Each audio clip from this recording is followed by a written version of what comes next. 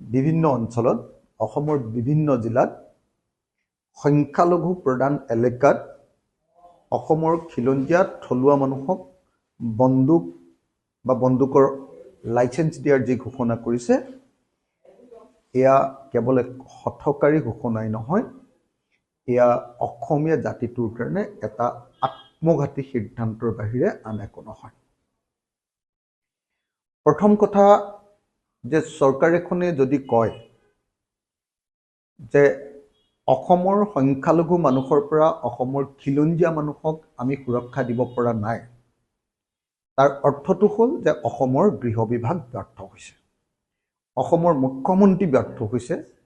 অসমৰ জনতাক নিৰাপত্তা প্ৰদান কৰাত তেওঁ সম্পূৰ্ণৰূপে ব্যৰ্থ হৈছে। আৰু সেই তেনেকুৱা ধৰণৰ এক চিৰিয়াছ ব্যৰ্থতাৰ একমাত্ৰ প্ৰতিকাৰটো হ'ল মুখ্যমন্ত্ৰী বা গৃহমন্ত্ৰীৰ পদত্যাগ। সেইকাৰণে আমাৰ স্পষ্ট কথাটো হ'ল, যদি সঁচাকৈ চৰকাৰে নিৰাপত্তা দিব নোৱাৰে তেতিয়াহ'লে চৰকাৰে পদত্যাগ কৰক, মুখ্যমন্ত্ৰীয়ে পদত্যাগ কৰক। দ্বিতীয় কথাটো হ'ল যে অসমৰ মুখ্যমন্ত্ৰীয়ে আচলতে এনেকৈ বন্দুকৰ লাইসেন্স দিম বুলি কৈ RSSৰ হাতত কিছুমান বৈধ অবৈধ বন্দুক তুলি দিবৰ কাৰণে আৰু 2026 চনৰ নিৰ্বাচনৰ আগত অসমত এটা সংঘৰ্ষময় হিন্দু মুছলমানৰ এটা সংঘৰ্ষময় পৰিৱেশ সৃষ্টি কৰি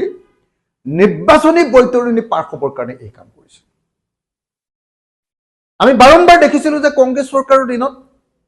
সদায় এনেকুৱা ইলেকশ্যনৰ সময়ত সাম্প্ৰদায়িক সংঘাত ঘটিছিলে আৰু সেই সাম্প্ৰদায়িক সংঘাতবিলাকৰ আৰ্কিটেক্ট হিচাপে আমি তেতিয়া হিমন্ত বিশ্ব শৰ্মাৰ নাম শুনিবলৈ পাইছোঁ। এতিয়া অসমৰ মুখ্যমন্ত্ৰী হিচাপে যেতিয়া দেখিছে যে 2026 চনলৈ বিজেপি চৰকাৰৰ প্ৰতি মানুহৰ আগ্ৰহ কমি আহিছে, বিজেপিৰ বিৰুদ্ধে মানুহৰ খং ক্ষোভ বৃদ্ধি পাইছে, বিজেপি চৰকাৰৰ বিৰুদ্ধে মানুহৰ ক্ষোভ এনেকুৱাকৈ বৃদ্ধি পাইছে যে 2026 চনত বিজেপি হৰাৰ অৱকাশ আহি পৰিছে, তেতিয়া হিমন্ত বিশ্ব শৰ্মাই অসমত অস্থিৰ কৰি তুলিবৰ কাৰণে আমি এই পলিচি লোৱা বুলি,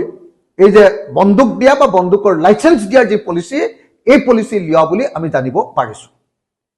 আমি বুজি উঠিছোঁ যে চৰকাৰে বেলেগ কাৰণত নহয়, অসমত এটা সংঘৰ্ষময় পৰিৱেশ 2026 চনৰ আগত প্ৰতিষ্ঠা কৰিব খোজে।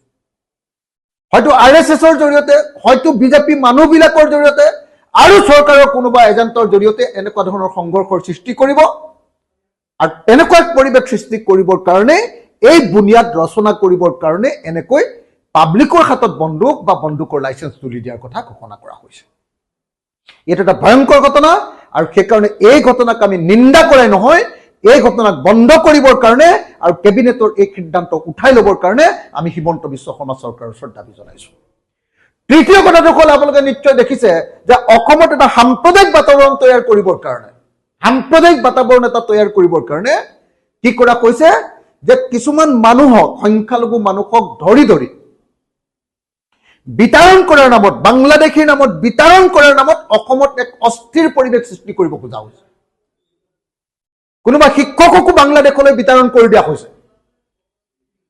তেওঁলোকৰ কেছ সুপ্ৰিম কোৰ্টত চলি থকাৰ পাছতো তেওঁলোকক অবৈধভাৱে এনেকৈ বিতাড়ন কৰি দিয়া হৈছে। তাৰ অৰ্থটো হ'ল যে অসমৰ সংখ্যালঘু মানুহক ভয় খুৱাব খুজিছে, অসমৰ সংখ্যালঘু হিন্দু মানুহবিলাকক উত্তেজিত কৰিব খুজিছে, আকৌ এটা নতুন বিদেশীৰ এটা পৰিৱেশ, এটা বিদেশী আহিছে বিদেশী অসমখন খাব, এটা এনেকুৱা ধৰণৰ এটা উত্তেজিত পৰিৱেশ তৈয়াৰ কৰিবৰ কাৰণে চেষ্টা কৰা দেখা গৈছে। তৃতীয়তে আমি দেখিবলৈ পাইছো যে কিছুমান সংগঠনৰ জৰিয়তে থলুৱা আৰু বহিৰাগত, খিলঞ্জীয়া আৰু বহিৰাগতৰ মাজত এটা সংঘাত লগাবৰ কাৰণে যত্ন কৰিছে চৰকাৰে, যত্ন লৈছে। চৰকাৰে চেষ্টা কৰিছে উজনি অসমৰ কোনো কোনো ঠাইত সংঘাত লগাবৰ কাৰণে কিছুমান সংগঠনৰ নেতাক, বিশেষ কিছুমান সংগঠনৰ নেতাক ব্যৱহাৰ কৰি উজনি অসমখন অস্থিৰ কৰিবৰ কাৰণে যত্ন কৰিছে, আৰু নামনি অসমখন অস্থিৰ কৰিবৰ কাৰণে তেওঁলোকে সংখ্যালঘুক ধৰি ধৰি আপোনাৰ তেওঁলোকৰ নাগৰিকত্ব পৰীক্ষা নকৰাকৈ সংখ্যালঘুক ধৰি ধৰি আপোনাৰ বাংলাদেশলৈ পঠাই দিয়া এটা উত্তেজনাৰ সৃষ্টি কৰিব খুজিছে। আৰু তৃতীয়তে অসমৰ সংখ্যালঘুৰ এই উত্তেজনাৰ সময়খিনিত সংখ্যাগুৰু, আমাৰ পিনে সংখ্যাগুৰু, কিন্তু তাত আকৌ খিলঞ্জীয়া, কিন্তু সংখ্যালঘু আমাৰ অসমৰ খিলঞ্জীয়া থলুৱা মানুহৰ হাতত বন্দুক তুলি দি অসমত এটা ভয়ানক সংঘৰ্ষৰ পিনে ঠেলি লৈ যাব খুজিছে বিজেপি চৰকাৰে সেইকাৰণে এইটো এটা ভয়ংকৰ ঘটনা এই ঘটনাই অসমত তেজৰ নৈ বুৱাই দিব পাৰে এই ঘটনাই অসম আকৌ অস্থিৰ কৰি তুলিব পাৰে আৰু সেইকাৰণে আমি দাবী উত্থাপন কৰিছো যে অসম চৰকাৰৰ কালিৰ যিটো কেবিনেটৰ সিদ্ধান্ত এইটো বাতিল কৰিব লাগে আৰু যদি চৰকাৰে সঁচাকে অসমৰ নাগৰিকক নিৰাপত্তা দিব নোৱাৰে তেতিয়াহ'লে চৰকাৰে পদত্যাগ কৰিব লাগে আৰু চৰকাৰক আমি দাবী উত্থাপন কৰিছো যে অসমৰ খিলঞ্জীয়া মানুহ য'ত য'ত শংকিত হৈছে তাত বেছিকৈ পুলিচৰ নিয়োগ কৰা হোক তাত বেছিকৈ CRPF নিয়োগ কৰা হোক তাত পুলিচ থানা বনোৱা হোক তাত পুলিচ চকী বনোৱা হোক